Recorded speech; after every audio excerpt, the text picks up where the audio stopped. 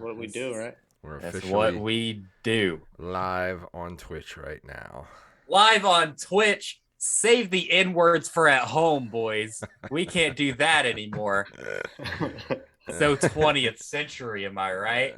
Okay. You hear a lot less of it nowadays. A lot less of it, but not enough. You know what I mean?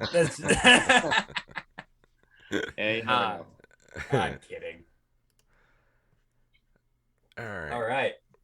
I reckon we're ready to get this thing going, guys. So we already read our ads, didn't we? So, yeah, we don't have a pre-roll anymore, so right. we're just gonna play some music and we'll get right into it. Right. So I don't know if you've ever heard the show before, but basically just kind of it's not really an interview type thing. It's more just a conversation. Just talk about whatever you want and comedy. And that's how we roll here. All right. I already like you guys. All right, you guys ready? Yeah, let's do it. Here we go. 3, 2, 1. There it is.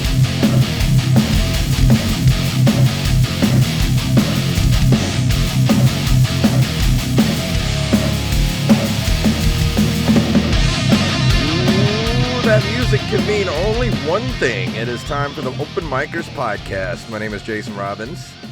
My name is Jacob Craig. I am more yoked than your deli's local muffalata. Muffalatas have eggs in them, right? No, Do they muffalatas don't. have eggs in them? No. What's a muffalata? It's got like salami, pastrami, ham, I thought it was eggs. cheese. No, and it's got olive mix on it. Olive mix. I thought it was like eggs thing in the bread. Anyways, What the fuck are you talking about? The meme is eggs. So anyways, our guest tonight is a very fine gentleman. He's actually headlining a show coming up in August. He's making a name for himself on the Rhode Island comedy scene. So I'm pretty yoked to talk to him because I know nothing about the Rhode Island comedy scene. I bet he doesn't know anything about the Mississippi comedy scene. They might be similar, they might not, but it could only be Benjamin Polom here on the show. How you doing today, man? Hey, not bad, brother. I appreciate you having me. Absolutely. Do you know what a muffalata is? Am I wrong? I have no idea what a muffalata is. That's just what I call my fucking mother-in-law. I don't really understand. That lady's a real muffalata. Yeah, I have no idea. Is that a Mississippi thing or what is that? Yeah, I think it's like a Jewish thing, isn't it? No, it's like a dude, Jewish sandwich. It's a New muffalata? Orleans. It's a New Orleans New sandwich. Orleans. Oh, all right. French. Yeah, Yeah, it it's makes not sense. French. It's ghetto. If it's ghetto, you would expect it to have Basically, eggs. it's like, the whole thing why they call them po' boys, right? Is because back in like the 30s, they would just take whatever leftover shit they had and they would throw it on French bread and sell them for really cheap to po people. And That's not a thing. That's See, why they I'm call not it really po' up boys. on the Cajun language, so muffalata is beyond me. So muffalata Okay. is basically just a giant ass sandwich. It's like the size of your head, but it's Oh, jacked okay. full of like pastrami and salami, ham, turkey, I think, cheese, and like an olive mix on it. Yeah. Oh, sweet. So it's just a massive Italian. Yeah, basically, it's pretty much what it is. Yeah, that's It awesome. was from Italy, actually. I put up the Wikipedia page for muffalatas. Shut the fuck up. Oh, I definitely did. It has yeast in it, by the way. Yeast. You forgot Well, about you have the to have yeast in the Can't bread. forget that. Layers of mortadella. What is that? Is that a cheese or an egg? Is that an egg? I think mortadella is a cheese. That's a sausage. It's a sausage. Oh. Olive salad. What's in the olive salad? Let's see. Olives. If there's eggs in this, I'm gonna lose my fucking mind. Sweet peppers, onion, capers. It's a caper, boys and girls. Oh, shit. Capers Swiss are gross cheese. by themselves. They're good in the olive mix. You ever had capers by themselves? Yeah, I eat handfuls of Yeah. Oh, they're gross. How do you eat those things? them. No, I don't. It's like little boogers. I fuck with capers. No. I like capes. Hey, You guys like hate on the capes? capes. Yeah. Tell us My about mom the just sandwiches bought in me a your hamburger. area, Benjamin. The sandwiches in my oh god, yeah, this is gonna be an exhilarating conversation. I live in fucking Rhode Island, guys. The biggest thing here is seafood. So like, if you like lobster rolls and shit, I guess, but I don't even eat that. I don't eat it. So, you know what I mean? I, it's all the same shit. It's just Lobster rolls, eggs in it or no? Sorry, Eggs and lobster rolls or no? I don't know. I don't eat them. I don't eat Okay. lobster. Yeah, I don't like lobster. Don't like eggs. I don't know, man. I'm a weird eater. There's like three foods I don't really touch. Is like eggs, cheese, and shellfish. And So you wouldn't like a muffalata then? I try all the time, and it just never works. I keep every year, and every girl I talk to is sitting there like, you don't like cheese? Like, no, I don't fucking like it. I'll try it. I keep trying to eat it, but it is what it is. The No, I don't. I can't say Rhode Island is necessarily known for its sandwich game, though.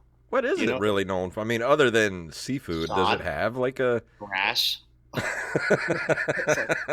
That's like our biggest fucking export. We sell sod. So if you want a nice front lawn, call Rhode Island. We'll send you some grass. All right. Grows pretty good here, apparently. I don't know why. Yeah. But no, Family Guy takes place there.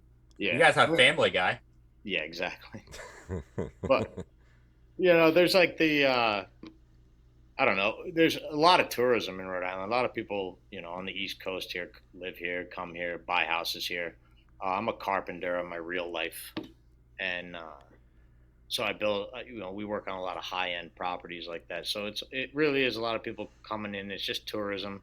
So you can, you're gonna see during the summertime, any of those random shacks on the shore have better food than some of the nicer restaurants around here. You know what I mean? Because it's just local people who actually cook it right. And Yeah. they make it well. And I spend a lot of my time in the water in general, so that's usually where I'm going because that's all I can afford. But it's some of the best food, uh, especially when we have our food truck events and shit. Like you'd be blown away at such a small state how many different types of like cultural cuisine, I guess, comes in here. It's pretty insane. I've fallen in love with like Pakistan food. Oh yeah. It's unreal. It's so good, and it reminds me of what like Chinese food restaurants were back in the '90s when you pay $8 and you get enough food that you're eating for the week. Yeah. So that's what makes it. The bad ones are still like that. I like those low end style eateries, but in general, Rhode Island's the ocean state, man. We have views that just make you want to live here. That's why everybody wants to come here. So does that tourism kind of help with like the comedy scene up there? Right now during the summer, it's awesome because of the tourism, especially if in the off season when things are a little less busy, you can communicate a little bit better with some of the, just like the local bar owners and stuff. Because in general, doing comedy in a bar scene kind of sucks. But we have so many beach bars and like establishments that they want to support comedy, and so it's easier to talk to them during the winter. You get a name for yourself, and then summertime rolls around, and they're just like they're looking for shit to fill their slots. So do you guys have dedicated comedy clubs, or is it just kind of like just regular clubs? Well, our comedy clubs in general are more in the northern end toward the city, toward Providence. We have the Comedy Connection up there, which is a great club. I love that club. We have Askew Providence, which is, I spoke too soon. Askew might be my favorite spot because it's a basement, shitty ass dive bar type of situation, and everybody's right in your face.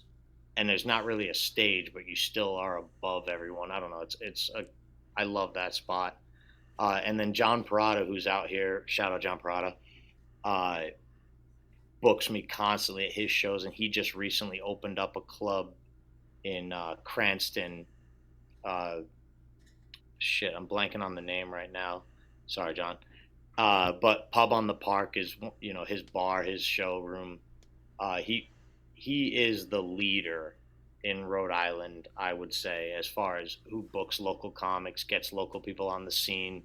He gives the newer guys a chance. Yeah. Do you get any bigger names through there, or is it just all kind of local headliners and stuff like that? I'm sorry. Is it all just like local headliners, or do you guys get like big names through there? Oh no, John just did a show with Jim Brewer. Oh, cool. We have people. I mean, Comedy Connection. I just uh, uh, Rich Voss was here a couple weeks ago. Uh, I love going and see Big J Okerson when he comes down here. Luis Gomez, another favorite of mine. Dave Smith comes down here constantly.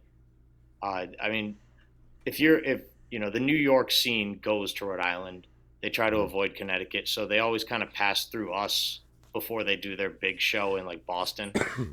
Yeah, I was gonna ask about how far are you from the bigger cities like Boston and New York? I mean, for me, I'm not far. I'm about an hour and a half. So I'll go up there. I go up there and do shows. I've gone and done the Boston Comedy Connection. There's a lot of. How is the Boston comedy scene these days? Because it used to be huge, and I haven't really heard much about Boston recently. Mean, it's busy. I mean, Rhode Island is for when I was starting out in comedy, Rhode Island did not seem like a small comedy scene. And then I went out to places. I went up to Boston, went to New York, I drove to Vermont, went to Philly, Nashville, and the scene is huge. Boston, one of the main ones. Like if you're a good comedian, you got to try. You got to do what you can do in Boston. Yeah. Those crowds, those comics, they're hard nosed. They're ready to go, and they're not. We don't need to go there then. Yeah. Which for someone like me, I need that. I need someone to be like, "You suck." Like, perfect. I need that because then I'm gonna come back, a week later, just a little bit better. I don't Sounds like really what get happened to better me last on a night. positive feedback. Sorry. It sounds like what happened to me last night. I had like one of the worst sets of my life last night, and No shit will happen. Just You're just bad at comedy. yeah, that's pretty much it. I just suck. Yeah, we all do. Until you're one of the big ones, it's better to just be like, yeah, I suck. It was a comedy competition, and it was a Monday night. It was raining. There wasn't a whole lot of people there.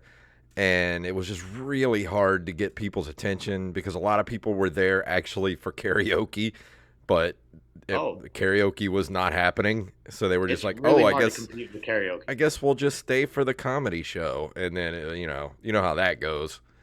Oh yeah, I mean the biggest thing that I'm one of those guys that I don't say no to anything. So when people ask me if I want to do a spot or do a set, I just say yeah. And I don't know the place until I get there. Mm. And I realize it's a fucking pool bar or something like that. And nobody gives a fuck about comedians that are up there.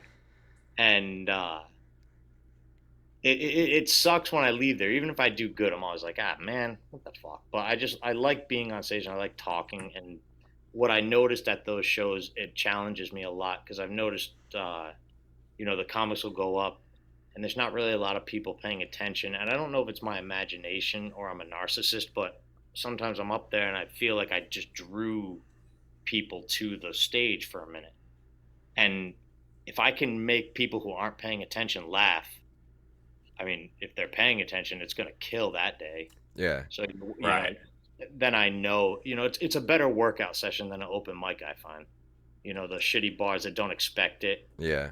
Especially the places that don't even tell people that you're doing comedy that day.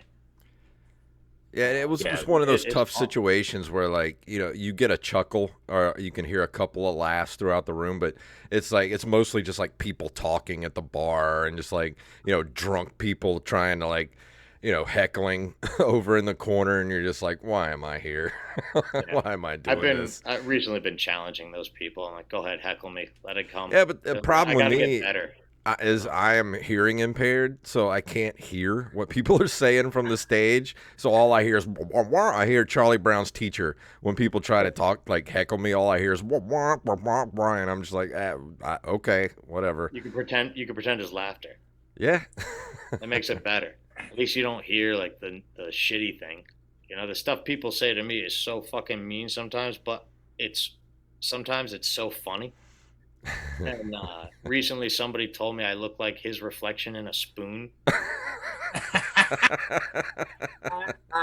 That's a good one. And I stole it, and I've been using it in my act, and it kills, and it hurts my feelings every time because I know it's true. But my girlfriend fucking loves it, and she gets mad if I don't tell that joke. That's such a weird, out of left field burn that it's like was. you can't help but have it stick with you. You're just like, what? Dude, what kind of drunk person is that witty? Right. You know, and observational. You know, if he notices that, and that's what he thinks about, like, that son of a bitch. That's so specific. Yeah, he was good. I had nothing. I was like, "Yep, you're right." That's gonna haunt me for the next 10 years. Thanks. Oh yeah, it's gonna hurt for a long time, but it gets a laugh, and honestly, I love when people are laughing at me too. That's that's kind of what got me into it. I never was making people laugh with the shit that I would say. It was just they were mostly laughing at me because I'm a big fucking idiot. You know, I just learned. I just learned the word hamster doesn't have a P in it. That's not a joke. I'm giving you guys a bit. That's just something I learned. Dude, I just learned that muffalatas don't have eggs in them. Like we're kind of. Oh yeah, no, totally the same thing, bro. Totally, yeah. Muffalatas don't have eggs in them. And hamster doesn't have a P in it. I can't wait for that trivia night. So, what are the ingredients of a muffalata? I got it. Right. Yeast. Yes, definitely yeast. No eggs. Yeah. No eggs. You're going to win Jeopardy with that question is what's going to happen. That's going to be the final Jeopardy question. Like, what are the ingredients of a muffalata? Yeah. See, I cop to being a big fucking idiot, but I've also taken the Jeopardy test like 3 times. So I don't know. Do you guys do this where like on different days you're like, I'm a genius and everyone else fucking sucks and no one can get their shit together, and on other days you're like, I'm the dumbest person on this fucking planet right now? Dude, I do that like 12 times a day. Yeah. It doesn't have to be different. I can do that in the same day. That's how I wake up. Right. I just wake up, I go, I am the best. And then throughout the day I'm just reminded that I'm just a retard. Just walking, right. Doing stupid shit. Fucking walking into doors. Oh god. It's like I'll take the fucking Jeopardy test, but like last night I accidentally put Boudreaux's butt paste on my daughter's toothbrush and gave it to her. Cause it was just in a fucking red tube and it was on the counter, and I'm like, this is probably fucking what it is. Please tell me she didn't brush her teeth with that stuff. No, she looked at me like I was the dumbest fucking person on this planet, because I was at the time. She like put it. She's 2 years old. Oh, she touched it to her mouth and then took it away and looked at me like I don't even know, dude. Like I was that fucking guy from Of Mice and Men. What was that character's name? Larry or whatever? Yeah.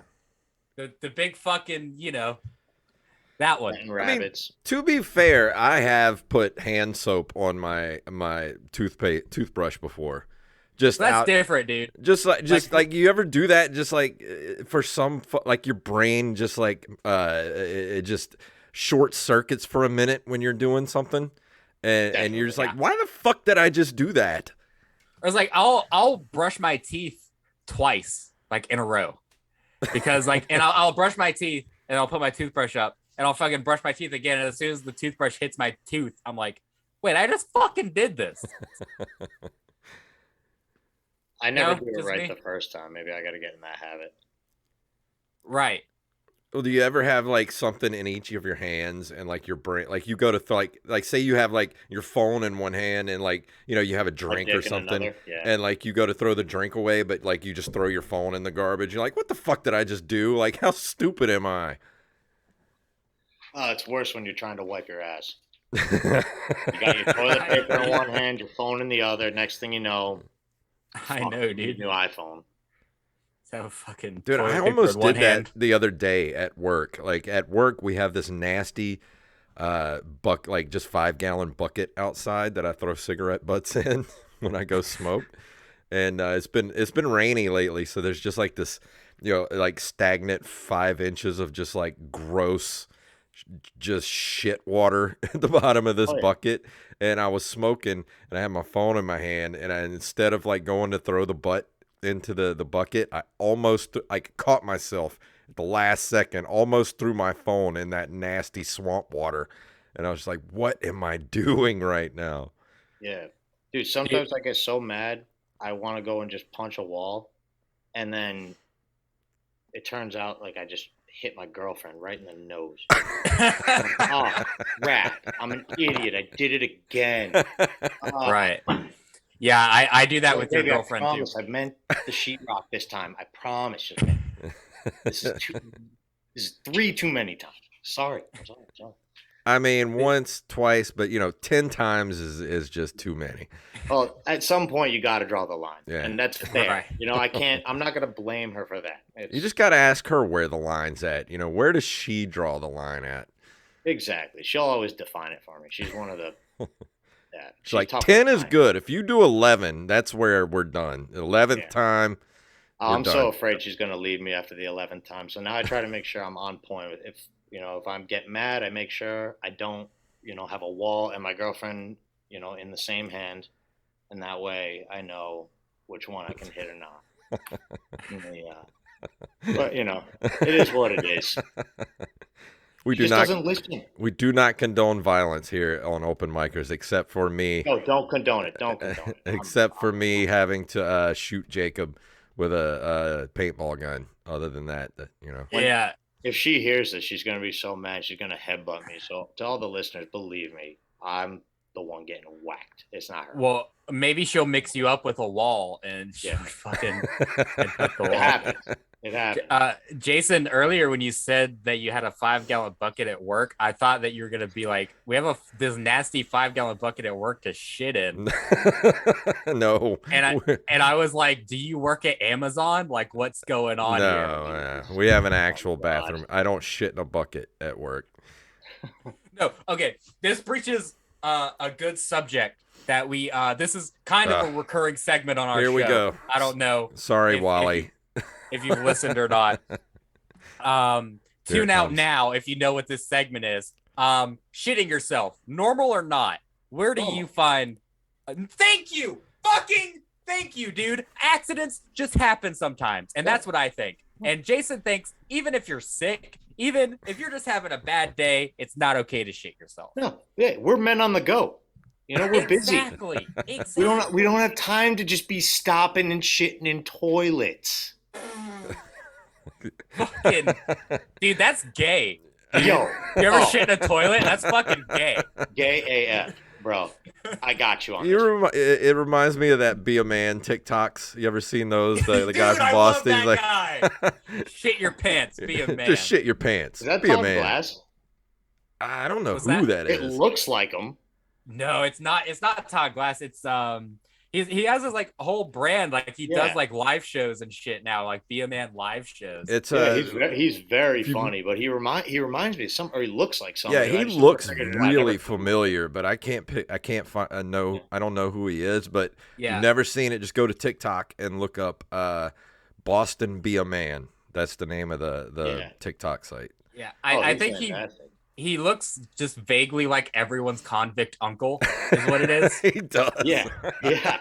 It's like he kind of looks like just like a human melanoma, just a little bit. Yeah, he envelops the Northeast man well. He's right there. Yeah, he could either be like he could pass for like Italian or like or Croatian or like any kind of like Middle Eastern type of Greek, ethnicity. He definitely has strong political opinions, and he's gonna spew them out on Thanksgiving. For sure, dude. He's gonna ruin every holiday with a political opinion. It's just that's what he is. He's a lobster in disguise. Like he's just a fucking lobster. Yeah, you think he's a lobster. You take one bite and you find out it's a caper. You're like, oh fuck. Ah, fucking boogers and shit. All that. Dude, if we're the funny thing about shitting yourself is that it's like the older you get, the more you're willing to admit it. Right. You know Except what I mean? Jason. Like, if you were in 8th grade and it happened, you're hiding. You're gonna hide all day long. You'll put yourself in a locker and just wait till everybody's gone. Nowadays, it's like, yeah, absolutely. I've definitely seen the bathroom door, and my body went, "Oh, it's time." And I was like, "No, we're not there yet." But we just see it, and I was like, "Nope, we're done." I'm like, "Oh fuck!" Now I gotta hide in an aisle at Home Depot. Right. Walk into a fucking. Well, here's the thing: if I was like Jacob and shit my pants at least once every 2 to 3 weeks, I would admit it. I'd be like, yeah, I shit my pants occasionally, but I cannot tell you the last time I actively shit my pants and was like, dude, yeah, that's this a is problem. normal. Yeah. I don't know, man. That's a problem with you, I think, because every man knows the last time they shit their pants. I mean, I could definitely. Yep, I can definitely say probably 6/7/2022, 7:15 p.m. walking the dogs, and I knew I had that feeling. I knew I was like, "Oh fuck," and I was like, "There's no chance I'm making it." And I started to get cold. So it's the middle of the summer. I'm starting to shiver. I was like, "Oh shit, this is gonna." I don't really have time. Now I'm cold and I'm sweating, and so I called my cousin. I was like, "Dude, I'm walking the dogs right now. I'm going to shit my pants." And my dog route, I have to go through public areas and shit on the way home, so it's not the easiest place to walk through with shit all over yourself. So I called my cousin. I was like, "Dude, I'm gonna shit my pants," and he goes, "Dude, you're not this person. You're not the type of guy that shits himself in the middle of the street." And he talked to me the whole way home, and I made it. And I thank him every day. I go, "Dude, thank you so much." He talked me through it the whole way. He's like, "You don't want to be that guy. You don't want to be that guy. Because once you go down that road, there's no going back. And then you're going to just start doing it." You're right. It's so true. He talked to me. He talked to me for the whole walk home, and I made it home. Didn't shit myself. I was like, "Oh God, thank God." But also, thank you, Billy Ruggieri. Shout out. He's never going to listen to this. That's what a good lifeline, by the way. At first, I was like, it's weird that you would call your cousin, but then it turned out. He's my go-to. We're like brothers, basically. Okay, yeah, it's like he knew the $1 million question on Who Wants to Be a Millionaire. Just don't shit your pants. It just like, don't. But it was just the way he said it. The way he said, "You don't want to be that person." I was like, "Oh, you're right. I don't." I can tell you the time I do remember I shit my pants on purpose when I was a kid. Dude, that is psychopathic. Was it a blind date and you didn't like her? I was about probably 3 or 4 years old, and we were at my older brother's little league game, and I kept telling my parents I wanted to go home. I didn't want to be there. I wanted to go home. They wouldn't go home. So I just shit my pants. So they were forced to take me home. Power move. Yeah, it was pretty much. I pissed myself regularly during coach pitch baseball. Every single game, I would just piss my pants a little bit because I was like 6 years old and there's just a lot of running, and I was a fat kid. I didn't do a lot of running. You don't strike me as somebody who was not, bad at baseball. You look like you were an athlete. A little bit, not at baseball. Just yeah. But my head's kind of like, I don't know. Believe me, I'm there. I'm right there with you, man. Yeah. Jacob, no, I'm gonna abandon that bit. Were you thick but quick when you were little? No, dude. But it was like it took so long because like imagine 6-year-olds trying to play baseball for 2 hours. Because it was always the bigger kids that the kind of the heftier kids that were always like launching bombs out of the park, and then when they get to running, like even if they hit like an infield and they're running, nobody's gonna like get in front of them because like you got like a kid that's like 150 pounds when he's like 7 years old, 8 years old running at you. You're not gonna try to stop him at home plate. Right. You're gonna get the hell out of his way. But like I would get like stuck on like second base in the middle of the game, and it's like 15 fucking minutes I'm stuck on base because it's goddamn 6-year-olds playing, So I just pissed my pants a little bit because I had to pee. Hey, you got to do what you got to do to survive second base. Oh, that's dating Exactly. advice. Do what you Oh, got to do to survive second base. yeah. Piss And yourself just a little bit. don't, yeah, just a little bit, and you'll get through second base. You can't round third with pissing your pants. You're fucked. Yeah. Right. That's a good preventative measure. Piss Yeah. yourself just a little bit. Yeah, especially if you're afraid of getting fucked for the first time. If you're a little bit afraid, just pee a little bit, and you're good. She won't want to have sex with you anymore. Right. I mean, and this doesn't work for women because men have no standards. If men's taking the pants off and they smell a little bit of pee-pee, they're like, I'm this close. I feel like that's a rape rule. Like if you're getting raped, just pee your pants. Guys won't want to have sex with you, and I was like, no, rapists don't care, dude. Challenge accepted. The way that guys work is like if a guy is pulling down a girl's pants and a fucking dick pops out, I'm gonna think I've already made it this far. Yeah. Like it's just this is what we're gonna do now. I made it this far. There's no going back now. I'm gay. No. The sight of a dick, there's definitely still a chance to turn back, Jake. No, there's not, dude. There's really not. I've already made it this far. When a dick flops out, that's still the opportunity. You still are at the crossroads. You can go down the ominous path, or you can just turn around. Dude, just roll. I'm not that strong of a man. Hey, you push forward. 1 foot in front of the other. I like it. It's admirable. Keep fucking going, dude. It's gonna make you successful in life. Absolutely. Yeah. It's like, I mean, the most successful people in life definitely suck dick. That's what we were talking about.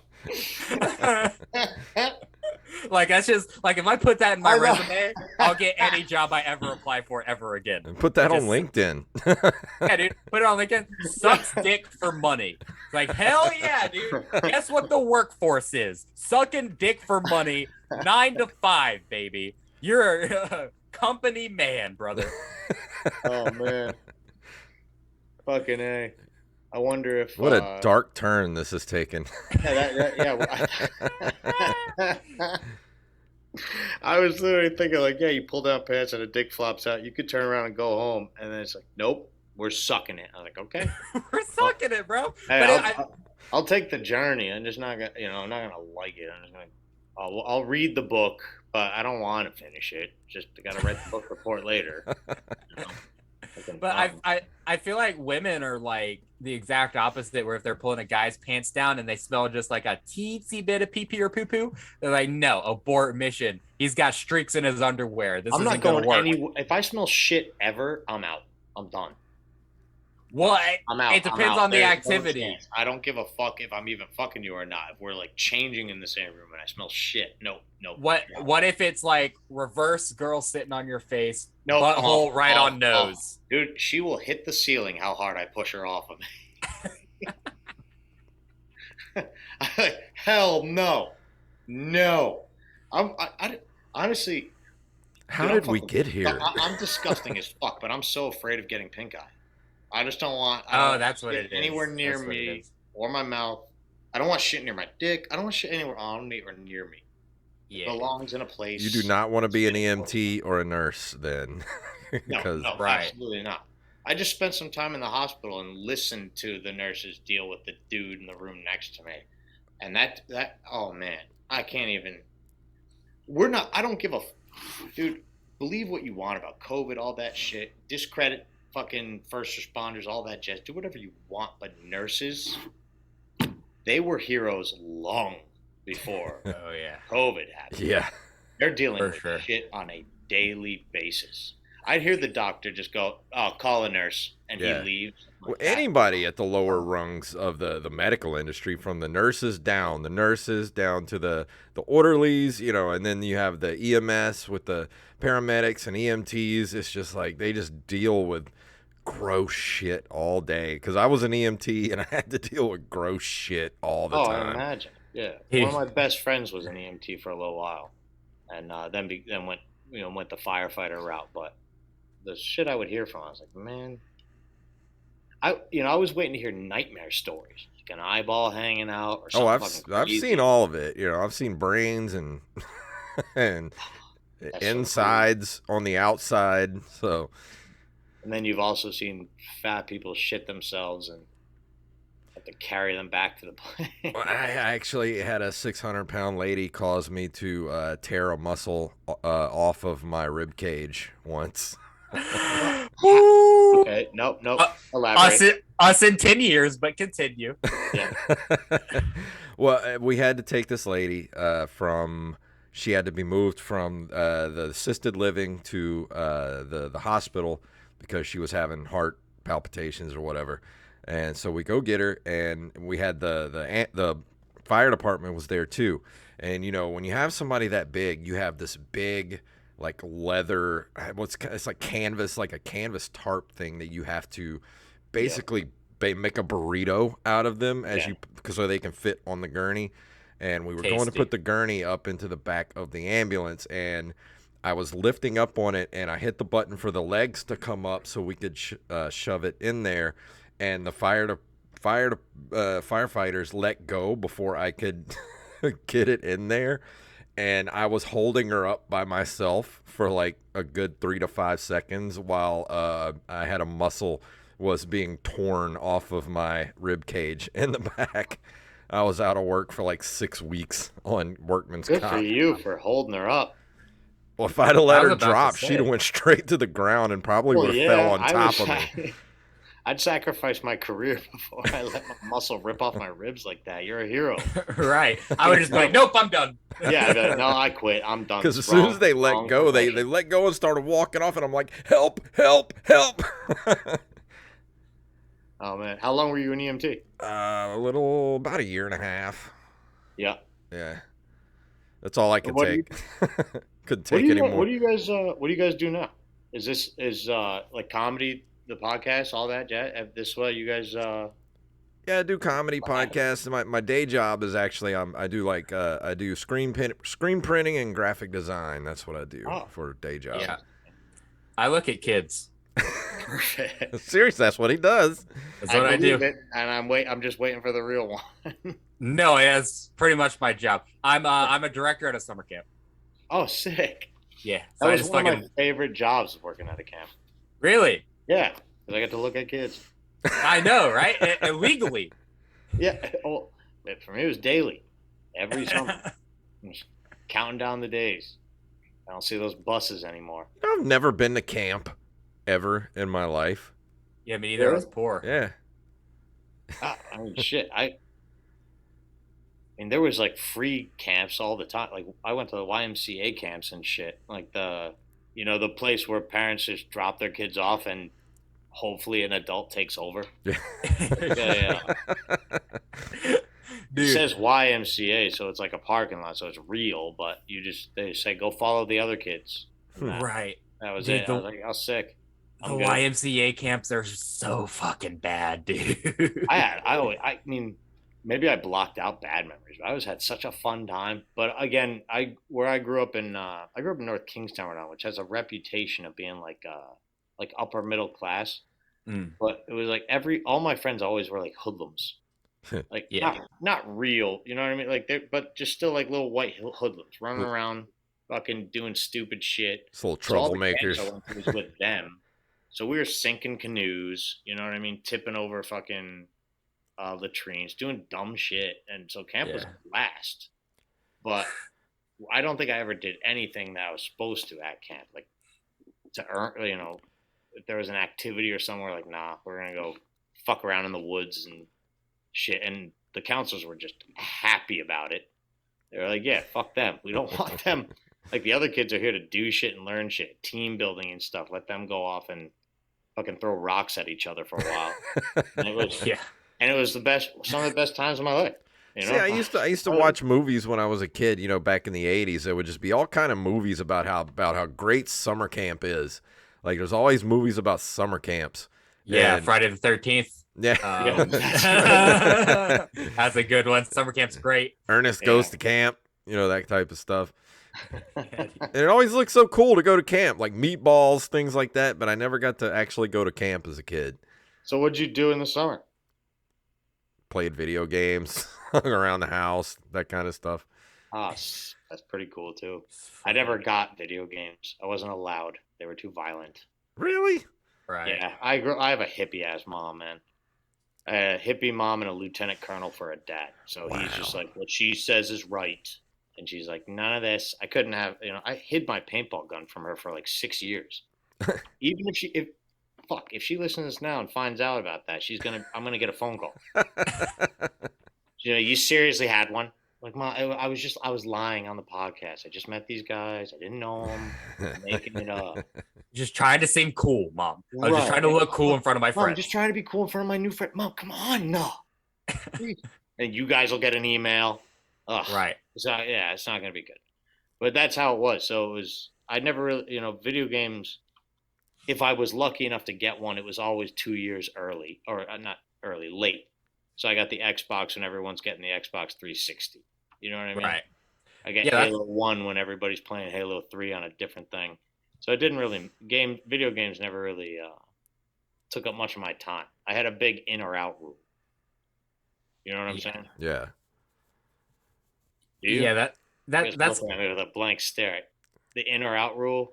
I'm just taking it all in. Oh yeah, first thing in the morning it was in or out, and you make your decision. If you decide in, you're inside. If you decide out, you're outside. So there's like memories where I just, yelling to my sister through the window, like, can you have a glass of water? And my sister's like, yeah, Mom says use the hose. You picked out today. That was so sick. All right, I'm out. And you can't do that anymore, though. No, that sounds very 80s. I mean, shit, I grew up most of my growing up was early 2000s. I was born in 1990, so I'm 30 now. But even then, it was like, nobody gave a shit. There's a go out, go have fun, meet people. Yeah. Right.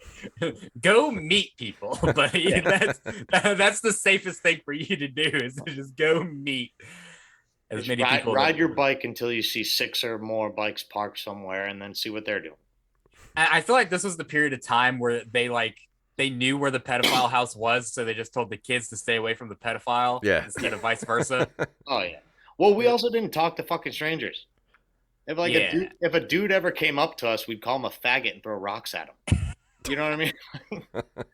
Like, dude, we don't fucking know you. Get the fuck away. We're fucking 8 playing football. Who are you? Like, no. But that was just what it was, though. You had a little gang. Right.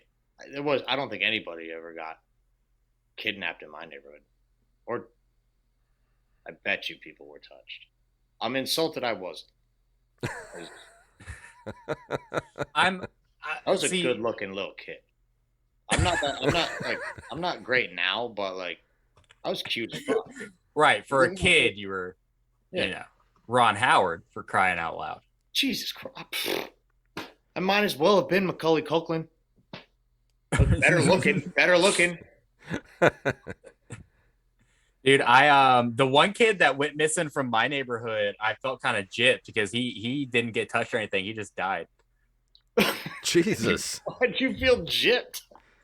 I don't know, because I just felt like it's like, oh, finally, like, there's fucking kids getting kidnapped, and no, he didn't even get kidnapped. He just died. Wait a minute, hold on. I need you to start the story over. The kid got kidnapped and then died. No, he didn't get kidnapped. He just died, and everyone's like, "Oh my god, he got kidnapped!" So you just had a kid in your neighborhood who died? Yeah, basically, his cousin. That's pretty sweet. His cousin killed him. Whoa! Jesus. He beat him to death. There's got to be more to this story, Jacob. So they were playing a game of basketball, and the kid won, and his cousin beat him to death with a rack of horseshoes. So that's literally what fucking happened. Now? Dead.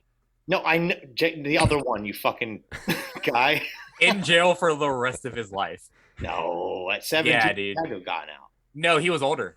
Oh, okay. He was older. He was like an adult. Is just like there was something fucking wrong with him, so he wanted to like go play with his kid cousin, and then his kid cousin would beat him at something, and so he just fucking killed his kid cousin. That's a nice. It's a real nice turn for the listeners. Yeah, I know. This podcast has gone to some dark places. If you guys are into murder, welcome to Open Micers True Crime Corner. Hey, they say you can't make dead kids funny. I say challenge accepted. Jacob Craig has just thrown a blob up, and I got to take a swing. Just like he did at that dead kid. Oh, and there it is, coming into the dunk. Wow. Yeah, this is quality podcasting. Yo, this is good stuff. This is real good stuff. We went from shitting our pants to dead kids. We're really So muffalatas, huh? Right. Jason, I feel like a lot of stuff happened in your neighborhood because you grew up in like the 80s. I mean, we just did normal shit around the neighborhood. We had this dirt pit near where I lived that we would go play in. Like, we would just jump. We'd take our bikes into this big dirt pit and just raise hell in there.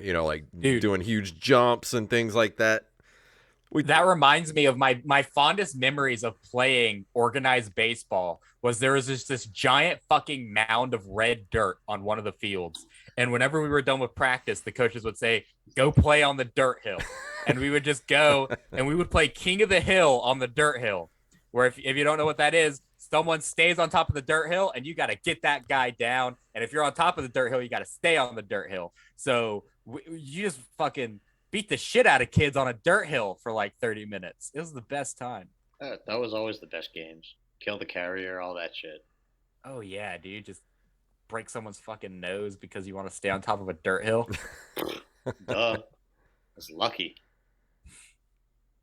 Yeah. We had King of the Hill's a good anime. Had a dirt pit as well.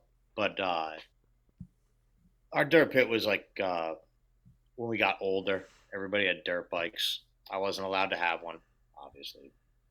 Though I'd just go out there and hang out and watch everybody ride around. But that was the best times. We didn't have shit. It was better that way. And we had the ability to have shit. It was just what, you know what I mean? Like, we didn't grow up poor. But we were just like, nah. We just didn't spend much time at home or much time doing anything. But where are you guys? You guys are both from Mississippi? Yeah. Gulf Coast. Born and raised? Yep. Oh, yeah. Nice. So are you guys in the same room? No. Oh, yeah. I'm in the same room as you, Ben. And we have a great revelation here on Open Microsoft. I was wondering how you got. I've been listening to your guys' podcast, and I was just wondering how this all went down, where you guys were set, what the setup was, how you guys were doing it. But No, I live about. It all seems perfect. I love it. Thanks, man. Yeah. I live about 30 minutes away from Jason. Oh, nice. Not even that. I'd say 15. It's like, well, you live right by my work, so it's about 25 with no traffic. See, I actually live in civilization. Jacob lives like out in the freaking sticks, man. Picture Mississippi, that's where I live. Yeah. Picture it right now. Oh yeah, dude. It's all racists and meth heads where we are. Like, no. Oh yes, dude. Vancouver, Mississippi is a fairy tale land that lives 30 years in the past. I want to go there and ride the bus. No, you don't. We don't have. We don't have buses. We don't have a bus. We have buses in the city, not where Jacob we don't have lives. Buses. Uber won't come out here. Freaking yeah! I was gonna say like Lyft and Uber won't even go out to where you live. They're like, fuck that, because they know they won't make it back. Yeah.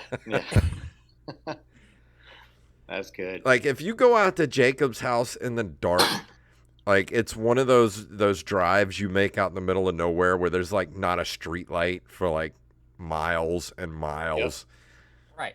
And then eventually you'll just see me like in the road shirtless with a hot dog. Like, where you going, bud?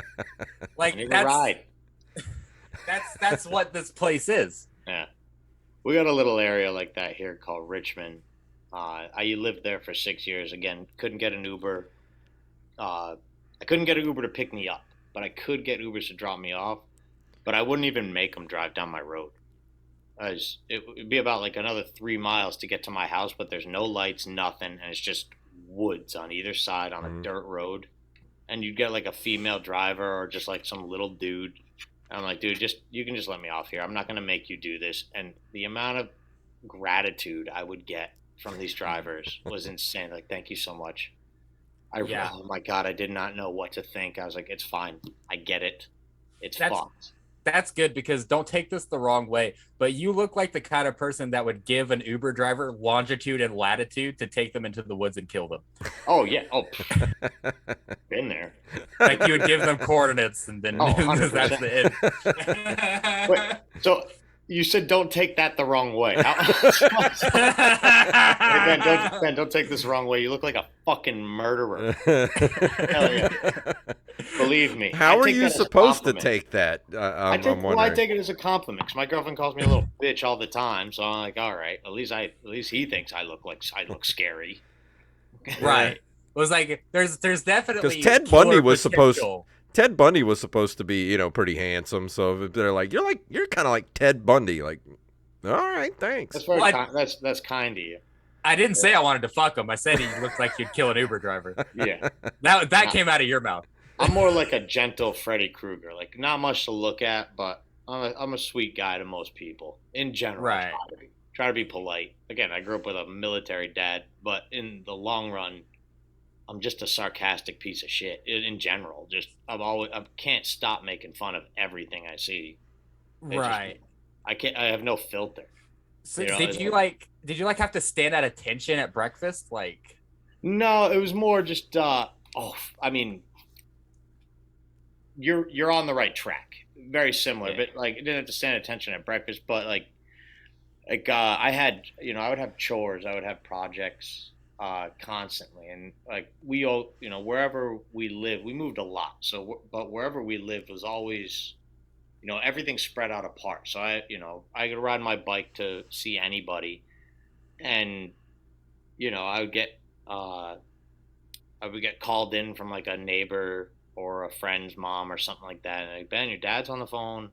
I got to run up, and I know it's because I fucking did something.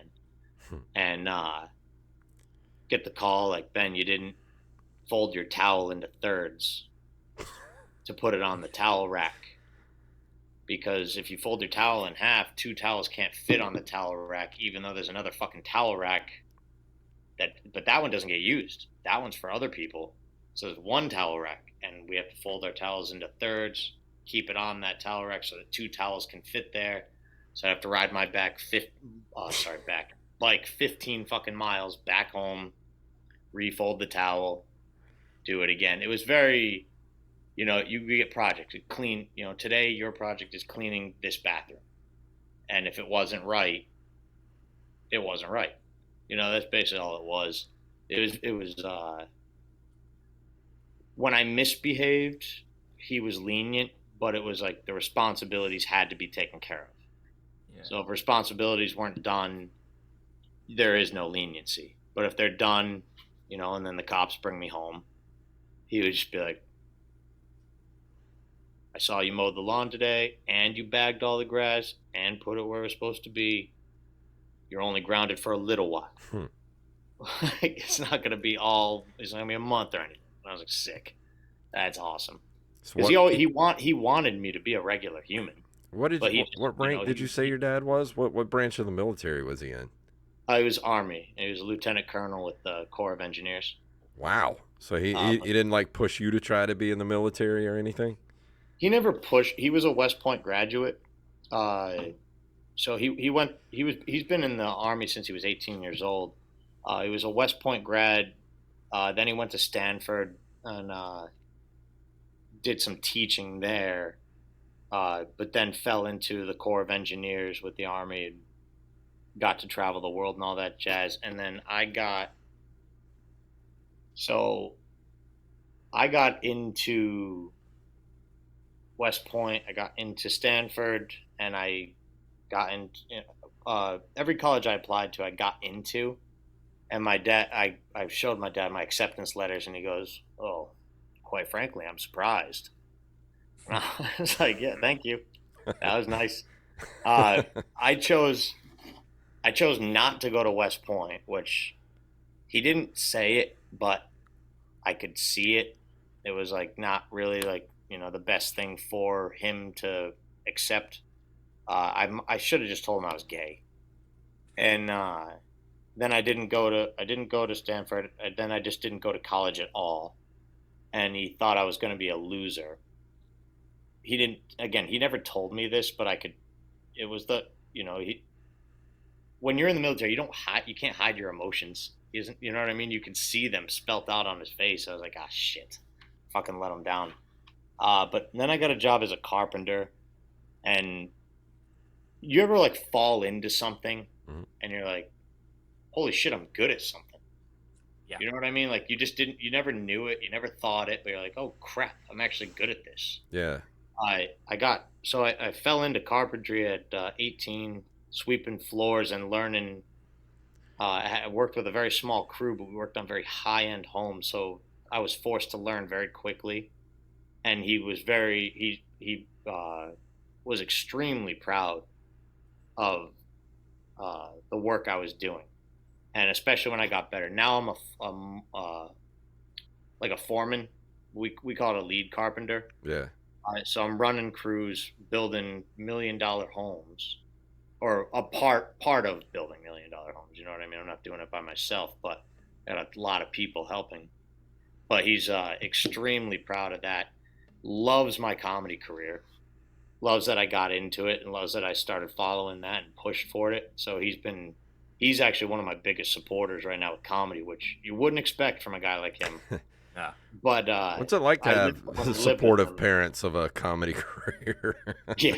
Well, I'm extremely lucky that both my parents love that I'm doing stand-up comedy. Like, my mom's the one who pushed me into it, and she goes to every single show I do, brings all her fucking friends. So I got a little group of old ladies watching me at some point in some corner, and my dad comes to every show, like any bigger show. I tell him, I was like, don't bother coming to the bar shows, none of that. Just when I have like a real place, go there. So he goes to all those shows, but uh, he actually likes my stand-up, which is surprising because I go down a darker road.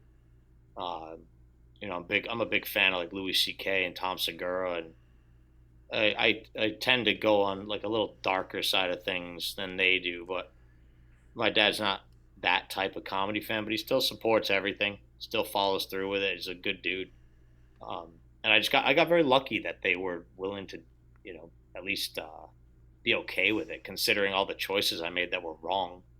It was like Yeah. every time I had a path to choose, I would choose the wrong one, and they're still there, so it's cool. Well, the paths you take bring you to where you are now. So I yeah, guess, which is still fucking nowhere. it's yeah, but all, you're still but taking paths, though, at man. least I'm happier. You know what I Yeah, mean? I'm like, hell exactly. yeah, this is great. But I'm hoping comedy becomes the thing, and Yeah, but I push really hard at it. I'm just grateful that I've gotten where I am with it. But I'm get to do some shows here and there outside of my own state, but it's still pretty local.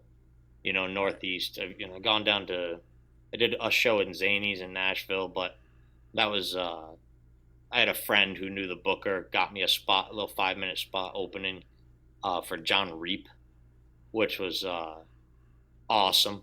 It was just a cool little thing to just tell people I did, but it was still what it was. I'd like to be known. yeah, I constantly do shows, and when I do well, and people come out and just like, "Who the fuck are you?"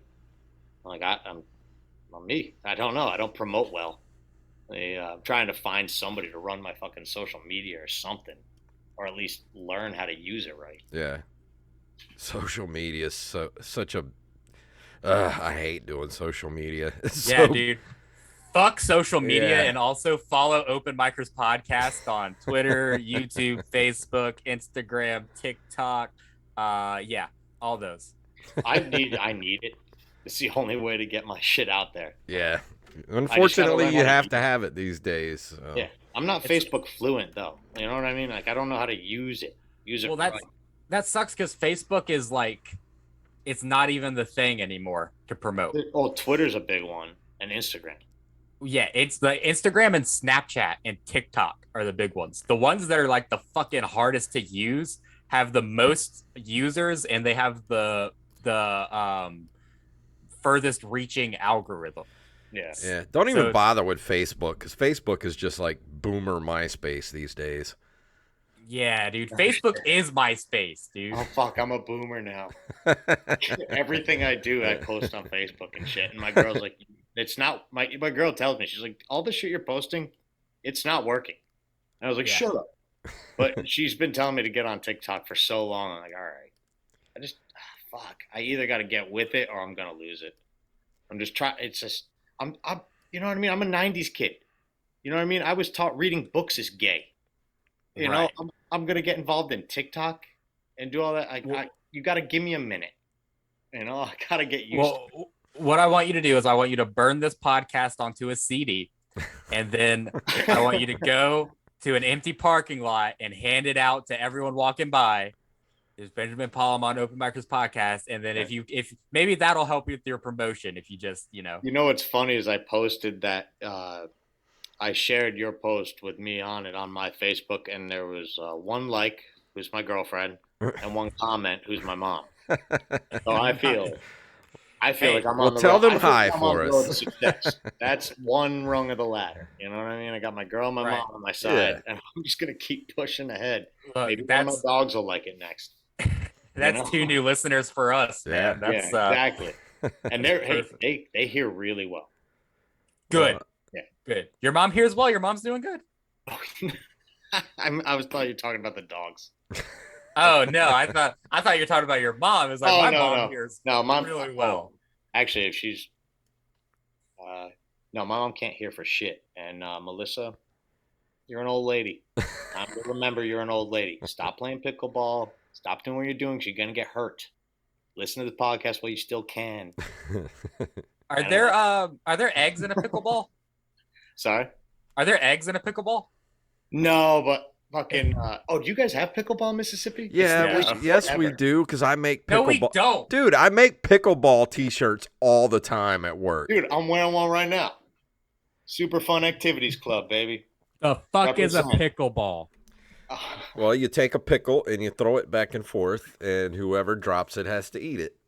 Oh shit. Dude, that sounds like the worst plot of the best porn ever.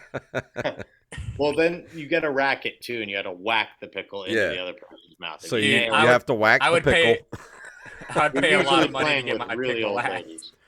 whack the pickle, I'd and pay a lot of money to get my pickle whacked by some old ladies. On that note, guys, we've been running for about an hour, so it's time Holy shit! It's been an hour. yeah. to wrap this shindig up. Ben Polom, everybody, where can people find you? You said you're not strong with the social media. Where Well, can people, so if where you're can people looking, find you? yeah, if you're looking, any of my dates are going to be on Ben Polom is not funny on Facebook. You can follow me on Instagram at Less Ground. Any dates I have is going on there. But the big show, if anybody in Rhode Island is listening to this, come out to the Courthouse Center for the Arts. It's a nonprofit establishment, but it's my first headlining show. And we are, I mean, shit, it's on August 5th, but I'm not sure if we've sold out yet. I got to check, but if we haven't, please get your tickets and good luck trying to get in at the door because it's going to fill up. I got a lot of support out there, especially for this one. I got a lot of love for all the local people in Rhode Island who have supported me and who are coming to this show because it's going to make me a little bit of money. I like it. And the comics who I'm performing with, Shiv Patel and Alan Moreau and Kim Arundel, are some of the best comics that I've ever performed with. They're better than I am. So please come out, see it. It's going to be a good show. And I think that's all. Yeah, that's it. Awesome. All right. Well, it was a blast having you on, man. Hey, it was good talking to you guys. You're cool people. Thanks, man. Absolutely, dude. I just want to remind our listeners before we go that we actually have 2 contests running right now for Open Micers Podcast. One contest running until July 31st. If you leave us a review, a 5-star review on any podcasting platform, and write a little funny note, the funniest note will win a free sticker. That's right. If you write a funny note, the funniest note for a 5-star review in our podcast will win a free sticker. Winner will be announced on August 1st. If Also, you get it until tattooed on you, I'll give you $10. Oh, if you get it tattooed on you, I'll give you all 4 of our free T-shirts. All 4 of our T-shirts. And for free. and it's not just the sticker. If you leave the 5-star review, send us a screenshot or whatever of your written review and send it to us. You're gonna win a sticker pack, not just a sticker pack. Free sticker pack. Yeah. Also run into July 31st. Winner will also be announced on August 1st. We are up for Best Local Podcast from the WXXV Viewers Choice Awards. So Jason, extra work for him. He's going to put that link in the description. Click that link. Great. Vote for Open Micers for best local podcast. Send us that screenshot. I will enter you in a raffle to win some free Open Micers merch, and the winner will be announced on August 1st. That's Fantastic. right. Free Open Micers merch, and you can do it every single day until July 31st. So you can do it every single day until July 31st. Send me all those screenshots, and you will be entered every single time you send me a screenshot. And I hope that we are your viewers' choice for best local podcast. And that's pretty much it, Jason. All right. Well, if you want to email us, you can email us at openmicerspodcast@gmail.com. We are at openmicers on Twitter and Instagram. Openmicers.com takes you straight to our brand new website. And also go to Patreon where you can support us at patreon.com/OM podcast. Thank you guys, and we will see you next week. I want a fucking muffalata now. I want one. I gotta try it. They're great. I just want to eat that muff.